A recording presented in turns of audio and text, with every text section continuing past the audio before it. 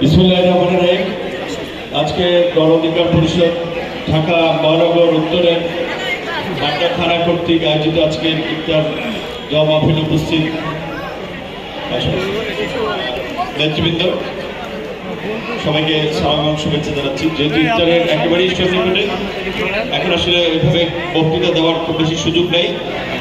সংক্ষিপ্তভাবে এইখানে প্রোগ্রাম করলে আসলে এই কথাটি না বললেই নয়। আপনারা এই যে বাড্ডা রামপুরা জুলাই গণ অভ্যুত্থানে যে ছাত্র জনতা নাগরিকদের যে সম্মিলিত প্রতিরোধ, আপনারা দেখছেন যে সেই প্রতিরোধ ঢাকার চারটা গুরুত্বপূর্ণ পয়েন্টে বিশেষ করে হয়েছিল।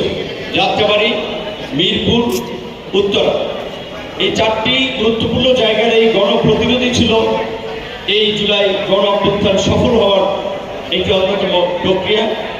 যেই জুলাই গণ অভ্যুত্থানকে কেন্দ্র করে আজকের এই পরিবর্তিত নতুন বাংলাদেশ, যেই বাংলাদেশে গত ফেব্রুয়ারির একটি অবাধ সুষ্ঠু নিরপেক্ষ নির্বাচনের ফলে আমরা আজকে এমপি হয়ে আমরা প্রতিমন্ত্রী হতে পেরেছি। আমরা সেই জুলাইয়ের আন্দোলনের সহযোদ্ধাদেরকে আমরা শ্রদ্ধার সাথে স্মরণ করছি এবং এই